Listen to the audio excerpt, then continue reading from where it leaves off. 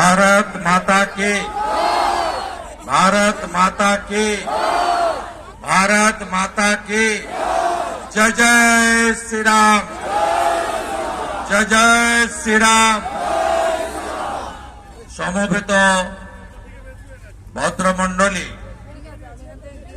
Bharatiya Janata party Bagnan विधानसभा देवतुल्य कार्यकर्ता बृंद, पथचारी, एलाकार सुनागरिक, गणदेवता, जनता जनार्दन, आपनादेर सकलके आंतरिक शुभेच्छा एवं अभिनंदन जानाई। आगामी 2 तारीख থেকে माध्यमिक परीक्षा शुरू হবে। আমার অতি প্রিয় আগামী ভবিষ্যৎ প্রজন্মের কাণ্ডারি ছাত্র ছাত্রীদের সাফল্য কামনা করে শুভেচ্ছা এবং শুভাশিস জানাই। আজকে পরিবর্তন সংকল্প সভা আমাদের বাগনান বিধানসভায়, এখানে এই সভার সভাপতি তথা আমাদের হাওড়া গ্রামীণের সভাপতি সতীর্থ দেবাশিস সামন্ত, আমাদের প্রাক্তন জেলা সভাপতি তমলুক সাংগঠনিক জেলার ইনচার্জ সম্মানীয় অনুপম মল্লিক, প্রাক্তন জেলা সভাপতি বর্ষিয়ান নেতা শিবশঙ্কর বেগ, আমাদের তমলুকের জনপ্রিয় নেতা হাওড়া গ্রামীণের ইনচার্জ মাননীয় বিজন মিত্র, অমিত সামন্ত রাজ্য সাধারণ সম্পাদক যুব মোর্চা, জেলার জিএস সঞ্চালক উমাশঙ্কর হালদার ভাই, রমেশ সাধুখা, গৌতম মুখার্জি, অনুপম ঘটক, স্বরূপ খাড়া, প্রেমাংশু রানা, সোমা দে, আমাদের পল্টু আদক, অরিন্দম মজুমদার, প্রসেনজিৎ সরকার, সর্বোপরি মিথ্যা মামলা, ধমক চমক, কাল সারা রাত্রি মদ্যপদের উৎপাতের সামনে চোখে চোখ রেখে এই সভাকে সফল যারা করেছেন, প্রিয় মণ্ডল সভাপতি গৌতম ওঝা, সুনীল চাউলে, অরিন্দম চক্রবর্তী, রাজকুমার ভূঁইয়া, সৌমেন খাড়া সহ আমাদের শিক্ষক সেলের পিন্টু পাড়ই এবং আমাদের সনাতন আন্দোলনের লাল বাবা শিবাজি মহারাজ সহ মঞ্চে এবং মঞ্চের নিচে যারা আছেন নেতৃবৃন্দ, প্রত্যেককে আমি যথাযথ সম্মান জানাই। আপনারা জানেন যে গত কয়েক মাস আগে আমাদের যশস্বী প্রধানমন্ত্রী, বিকাশ পুরুষ, বিশ্বের সর্বশ্রেষ্ঠ জনপ্রিয় নেতা নরেন্দ্র মোদীজি, দেশের প্রধানমন্ত্রী, আলিপুর দুয়ার প্যারেড গ্রাউন্ড থেকে তিনি বাংলার হিত গৌরব পুনরুদ্ধার করার জন্য পরিবর্তনের সংকল্প নিয়ে জয়ের লক্ষ্যে এই পরিবর্তন সংকল্পের আহ্বান জানিয়েছিলেন। গত কয়েক মাসে যশস্বী প্রধানমন্ত্রী 6টি উন্নয়নী সভা, হাজার হাজার কোটি টাকার উদ্বোধন, শিলান্যাস, বন্দে ভারত স্লিপার সহ 1 ডজন রেল পশ্চিমবঙ্গকে উপহার দেওয়া, নানাবিধ উন্নয়নের ডালি নিয়ে 6টি বড় জনসভায় অংশগ্রহণ করেছেন এবং আপনারা কয়েকদিন আগে সিঙ্গুরের ঐতিহাসিক সমাবেশে যশস্বী প্রধানমন্ত্রীর বক্তব্য গ্রহণ করেছেন এবং শুনেছেন। আমরা ভারতীয় জনতা পার্টির সর্বস্তরের কার্যকর্তা, জনপ্রতিনিধি, কর্মী থেকে নেতৃত্ব, পদাধিকারী থেকে সংগঠক আমরা ইতিমধ্যে ৭,৫০০ পথসভা, ১৫০ বিধানসভায় পরিবর্তন সংকল্প যাত্রা, নানাবিধ কর্মসূচির মধ্য দিয়ে আপনাদের অর্থাৎ বাংলার জনগণকে জাগরণের কাজ করে চলেছি। কেন পরিবর্তন দরকার? পরিবর্তন এই কারণে দরকার যে ৩৪ বছরের বাম শাসন, ১৫ বছরের তৃণমূলের অপশাসন, কুশাসনে এই ৪৯ বছরে আমরা পশ্চিমবঙ্গ স্বাধীনতার আগে এবং পরে যে জায়গায় ছিলাম ওই জায়গা থেকে আমরা অনেক পিছিয়ে গেছি। দেশের অর্থনৈতিক রাজধানী মুম্বাইয়ের সঙ্গে আমরা প্রতিযোগিতা করতাম। তারও আগে ব্রিটিশরা যখন আসে, ইস্ট ইন্ডিয়া কোম্পানির নাম করে তারা সুতানুটি, গোবিন্দপুর, কলকাতা বলে ৩টি গ্রামে প্রথম জলপথে নগর ফেলেছিল। কারণ এই রাজ্য ছিল সমৃদ্ধ, অর্থনৈতিকভাবে স্বয়ং সম্পূর্ণ। আমরা স্বাধীনতার আগে পরে শিক্ষাতে প্রথম ছিলাম, আমরা শিল্পে প্রথম ছিলাম। গোটা পৃথিবীর বিনিয়োগ, গোটা দেশের বিনিয়োগ, শিল্প এইখানে আসতো। কারণ এত যোগাযোগ ভুটান, বাংলাদেশ, নেপালের মতো পার্শ্ববর্তী রাজ্য, পার্শ্ববর্তী রাষ্ট্র, এবং এখানে এত সুন্দর গঙ্গা এবং অপরূপ আমাদের বে অফ বেঙ্গল, বঙ্গোপসাগর, একদিকে টাইগার হিল, হিমালয় পর্বতের প্রসারিত অংশ, দার্জিলিং, তার সাথে অরণ্য সুন্দর তরাই ডুয়ার্স, অন্যদিকে সুন্দরবন ডেস্টিনেশন, আর এদিকে অরণ্য সুন্দরী পুরুলিয়া, ঝাড়গ্রাম। প্রকৃতি মা দু হাতে দিয়েছে এই বাংলাকে। এখানে কয়লা, আয়রন ওর, আকরিক থেকে ম্যাঙ্গানিজ, এখানে বিভিন্ন নির্মাণের জন্য বালু থেকে পাথর। প্রকৃতি মা দু হাতে খনিজতে সমৃদ্ধ করেছে বাংলাকে। অন্যদিকে এই বাংলা গোটা পৃথিবীকে মেধা দিয়ে আরো উন্নত করার চেষ্টা করে। ইউরোপের বড় বড় ইউনিভার্সিটিতে অধ্যাপকের আসনগুলো এই পশ্চিম বাংলার কৃতি মানুষরা গিয়ে সেই জায়গায় অধ্যাপনার কাজ করেন, পৃথিবীতে শিক্ষার আলোকে প্রসারিত করে। এই বাংলা শুধু শিক্ষা সংস্কৃতি নয়, সাহিত্য এবং সংস্কৃতিরও জায়গা। একদিকে বিশ্বকবি রবীন্দ্রনাথ ঠাকুর, ঋষি বঙ্কিমচন্দ্র, এই হাওড়া জেলায় একটু পাশেই শরৎচন্দ্র চট্টোপাধ্যায়ের নামাঙ্কিত গ্রাম পঞ্চায়েত রয়েছে, এবং আর একটু এগিয়ে গেলেই বীর সিংহের সিংহ শিশু বিদ্যাসাগর তার নাম, আজকে ঈশ্বরচন্দ্র বন্দ্যোপাধ্যায়। এই বাংলা শুধু তাই নয়, আধ্যাত্মিক চেতনা, সনাতন সংস্কৃতির হেডকোয়ার্টার মঠ ও মিশনের আন্তর্জাতিক হেডকোয়ার্টার কোথায়? স্বামী বিবেকানন্দ প্রতিষ্ঠিত বেলুড় মঠ ও মিশন।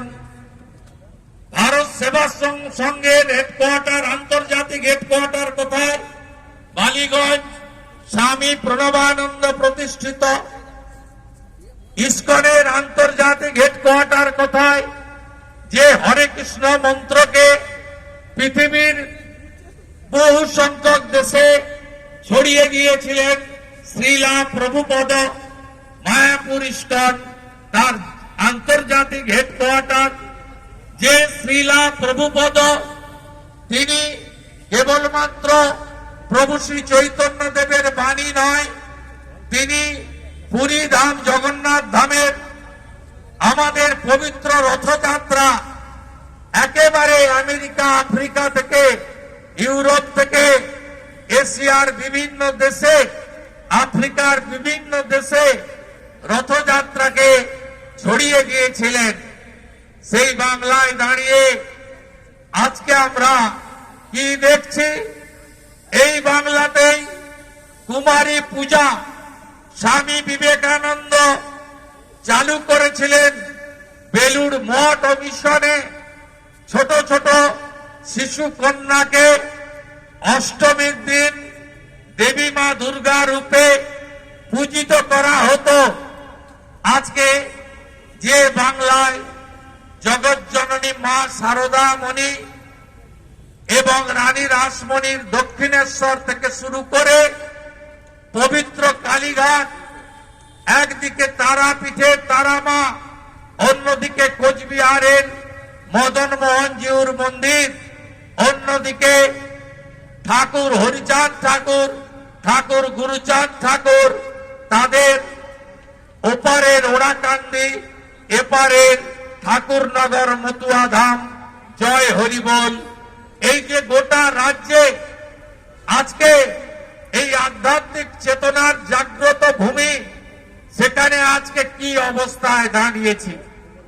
আজকে বাংলায় কোন বাবা মা তার পুত্র কন্যাকে 8 পাস 10 পাস করার পরে বলছে আর পড়াশোনা করতে হবে না, কারণ মমতা ব্যানার্জি থাকলে, টিএমসি থাকলে চাকরি পাওয়া যাবে না, তাই তোমাদের আর কলেজে যেতে হবে না।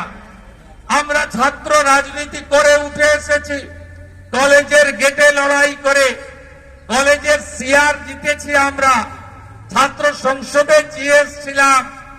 আজকে অনার্সে ভর্তি এবং আসন বাড়ানোর জন্য আমরা লড়াই করতাম। আপনি 2025 সালে রাজ্যে 9,54,000 স্নাতক স্তরে মোট আসন রয়েছে, মাত্র 3,50,000 অ্যাডমিশন নিয়েছে। কোন বাবা মা কলেজে পাঠাচ্ছে না, ইউনিভার্সিটিতে পাঠাচ্ছে না, বলছে তুই পড়তে লিখতে পারছিস তো যথেষ্ট, উচ্চ শিক্ষা নিয়ে কোনো লাভ নেই। আজকে পাড়ায় পাড়ায় আজকে graduate, honours, BEd, basic, PTTI, vocational, ITI, diploma, আজকে তারা আজকে ঘুরে বেড়াচ্ছে। এই মমতা ব্যানার্জির সময়ে তাদের বয়স অতিক্রান্ত, 40 পেরিয়ে গেছে, আর চাকরি তাদের হবে না, পার্মানেন্ট দরজা বন্ধ হয়ে গেছে। আপনি দেখবেন টোটো যারা চালায় সবাই ভাবেন যে এরা মনে হয় পড়াশোনা করেনি। আপনি জিজ্ঞেস করবেন 50টা টোটো চালককে, আমি দায়িত্ব নিয়ে বলতে পারি 25-এর বেশি পাওয়া যাবে যারা বলবে আমি এইচএস পাস, আমি গ্র্যাজুয়েট, আমি অনার্স, আমি পেটের দায়ে টোটো চালাচ্ছি। এই রাজ্যে বামফ্রন্ট রেখে দিয়ে গেছিল 1 কোটি বেকার। মাননীয় মুখ্যমন্ত্রী তার সরকার এটাকে বাড়িয়ে করেছে 2,15,00,000। এই রাজ্যে 11তে পরিযায়ী শ্রমিক ছিল 5,40,000। এখন পরিযায়ী শ্রমিক আমাদের প্রায় 1 কোটির কাছাকাছি অফিসিয়ালি যে নথিভুক্ত হয়েছে প্রায় 7 লক্ষ।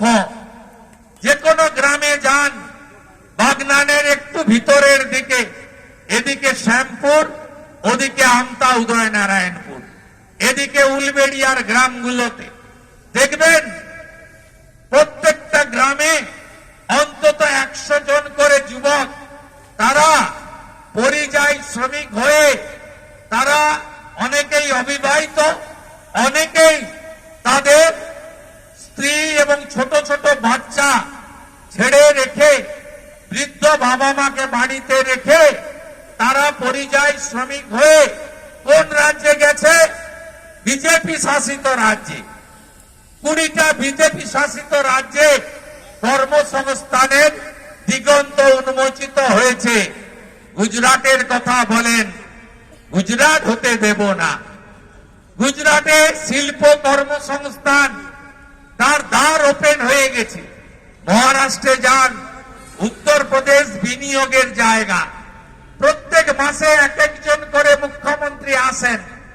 এই 2-3 মাস আগে মোহন যাদবজি এলেন, এখান থেকে লক্ষ কোটির বিনিয়োগ নিয়ে চলে গেলেন মধ্যপ্রদেশ, ডাবরের কারখানাও চলে গেল।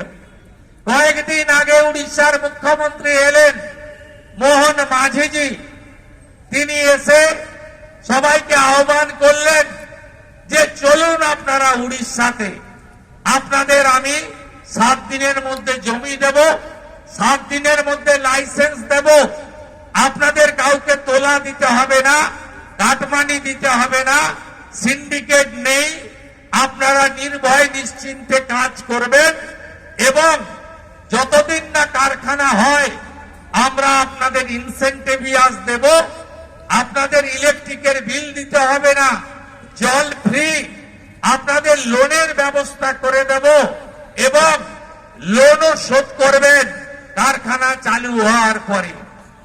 আর আমরা এই রাজ্যে মাথায় ট্রিগার রেখে টাটাকে তাড়ানোর পর থেকে মাননীয় মুখ্যমন্ত্রীর আমলে 6888টা কারখানা টাটা বাই বাই বলে রাজ্য ছেড়েছে। আমাদের প্রয়াত রতন টাটা, তিনি ভারতবর্ষের সুসন্তান ছিলেন। তিনি বলেছিলেন, আমি পশ্চিমবঙ্গ ছাড়তে বাধ্য হলাম, আমি ব্যাড এম কে ছাড়লাম। ব্যাড এম মানে কি? অর্থাৎ খারাপ মত। অর্থাৎ তিনি ইঙ্গিত করলেন মমতা ব্যানার্জিকে, আমি চললাম গুড এম এর কাছে, অর্থাৎ ভালো ময়ের কাছে। তৎকালীন গুজরাটের মুখ্যমন্ত্রীর নাম ছিল আজকের দেশের প্রধানমন্ত্রী নরেন্দ্র দামোদর দাস মোদী। আজকে এই অবস্থা চলছে পশ্চিমবঙ্গে, আপনারা বাঁচাবেন না। এই 2025-এ যত প্রাইভেট কলেজ ইউনিভার্সিটি আছে তাদেরকে এই সরকার 1000 কোটি টাকা বেসরকারি এডুকেশনে ব্যবসা করার জন্য কি করলো জানেন? 6 মে উচ্চ মাধ্যমিকের রেজাল্ট বেরিয়েছিল 2025-এ, 3 মাস ভর্তি করতে দেয়নি। জয়েন্ট এন্ট্রান্সের রেজাল্ট সবচেয়ে পরে ভর্তি করে এখানে বেরিয়েছে। ভালো ভালো সম্ভাবনাময় ডাক্তার, ইঞ্জিনিয়ার তারা অন্য রাজ্যে চলে গেল, কেউ 3 মাস অপেক্ষা করেনি। আর যাদের একটু টাকা পয়সা আছে তারা সবাই অ্যাডামাস, রাইস, এই সমস্ত যে প্রাইভেট ইউনিভার্সিটি কলেজ আছে সেখানে ভর্তি করে দিল। সেন্ট্রাল বোর্ডের স্কুলগুলোতে ছেলে মেয়েদের ভর্তি করে দিল। আর আমাদের এই রাজ্যের সরকার ঘুরিয়ে 1000 কোটি টাকা ব্যবসা করার সুযোগ করে দিল প্রাইভেট ইউনিভার্সিটির লোকেদের। শিক্ষা মৌলিক অধিকার, এটা মমতা ব্যানার্জির দয়া নয়, বাবা সাহেব আম্বেদকর আমাদের সংবিধানে দিয়ে গেছেন। আপনারা বলুন, 15 সালে 10 বছর আগে শেষ এসএসসি পরীক্ষা হয়েছে, পাবলিক সার্ভিস কমিশনের শেষ পরীক্ষা হয়েছে 17 সালে। আমরা আপনারা এদের তাড়াবেন না জোট বেঁধে। বিজেপিকে আনলে প্রত্যেক বছর এসএসসি পরীক্ষা হবে, প্রত্যেক বছর পিএসসি হবে, প্রত্যেক বছর পুলিশ রিক্রুটমেন্ট বোর্ডের পরীক্ষা হবে। পরীক্ষা কিভাবে হবে? ভারতের রেল সহ যেভাবে পরীক্ষা করছে ঠিক সেইভাবে হবে। ওএমআর সিটে পরীক্ষা হবে, ওএমআর সিটে পরীক্ষা হবে এবং পরীক্ষার্থীরা কত নাম্বার পেলেন কার্বন কপি বাড়ি নিয়ে আসবেন। 72 পেলে 72, 82 পেলে 82, 42 পেলে 42। যেভাবে নরেন্দ্র মোদীজি ভারত সরকারের নিয়োগ করছেন, লজ্জা রাখার জায়গা আছে?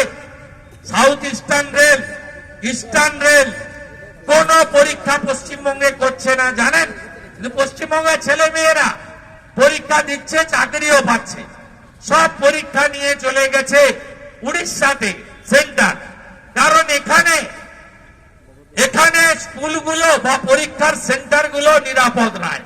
সেখানে তৃণমূলের লোকেরা খাতা বই খুলে প্রশ্ন বলে দিয়ে মাথা পিছু টাকা নিয়ে পরীক্ষার হলকে, পরীক্ষার ব্যবস্থাকেও কলুষিত করে দিয়েছে। এই হচ্ছে বাংলার বর্তমান অবস্থা। মা বোন দিদিরা, আপনারা এদের তাড়াবেন না। বাংলাদেশ দেখার পরে তাড়াবেন না, আরজিকর দেখার পরে তাড়াবেন না, ছোট্ট শিশু তামান্নাকে দেখার পরে তাড়াবেন না, দুর্গাপুর আইকিউ সিটি দেখার পরে তাড়াবেন না।